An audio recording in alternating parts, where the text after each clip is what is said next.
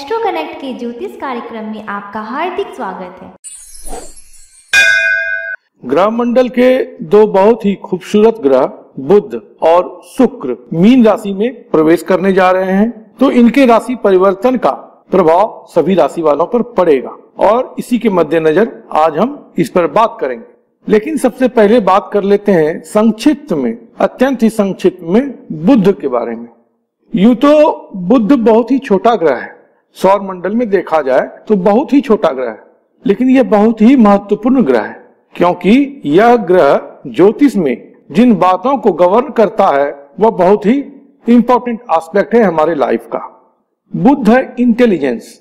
अब आप देखें कि इंटेलिजेंस की जरूरत किसे नहीं है, और अगर इंटेलिजेंस ना हो तो फिर वह जो है सो आदमी मूढ़ बुद्धि का होगा, तो वह सजीव है भी तो भी निर्जीव की तरह का ही है।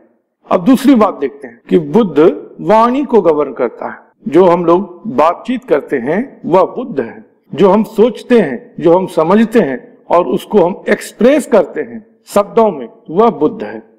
अब आप सब कुछ जान रहे हैं, समझ रहे हैं और उसको शब्द में लोगों को बता नहीं पा रहे हैं, तो वह आपकी व्यवस्था कैसी होगी वह आप समझ सकते हैं।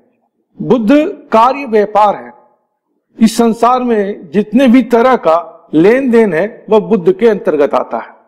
थॉट का एक्सचेंज भी जो है बुध के अंतर्गत आता है। सिर्फ व्यापार में बार्टर सिस्टम के तहत पैसा देकर के कोई चीज लेना सिर्फ यही नहीं है, इस बात का इम्प्लीकेशन हमारे लाइफ में बहुत अंदर तक है।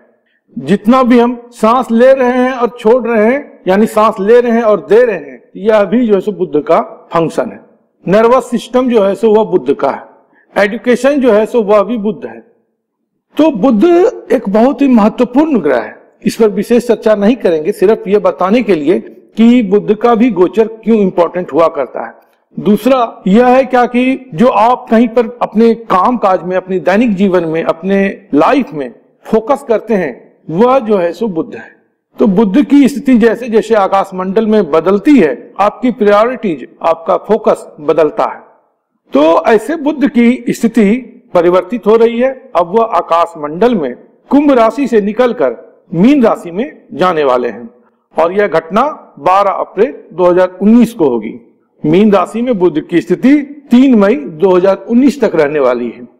मीन राशि में बुध नीच के होते हैं, तो समझ सकते हैं जितनी भी बातें अभी मैंने संक्षिप्त में बताई उन बातों पर थोड़ा प्रभाव पड़ेगा। लेकिन एक अच्छी बात जो हो रही है वह है कि शुक्र भी वही मीन राशि में 16 तारीख को पहुंच रहे हैं। शुक्र भी बहुत महत्वपूर्ण ग्रह है। अगर आप सौंदर्य को देख लें, एक्सीलेंसी को देख लें, धन के संदर्भ में देख लें, तो सब जगह शुक्र का जो सो अतीब महत्व है। शुक्र के बगैर यह दुनिया निरर्थक सा है। हर्ष आपके अंदर है, उमंग है, उत्साह है, इन सब चीजों में, या आनंद है, प्रेम है, इन सब चीजों में शुक्र की भूमिका है। सुख आराम आप जो महसूस करते हैं या प्राप्त करते हैं, यह सभी चीजें शुक्र के अंतर्गत की बातें।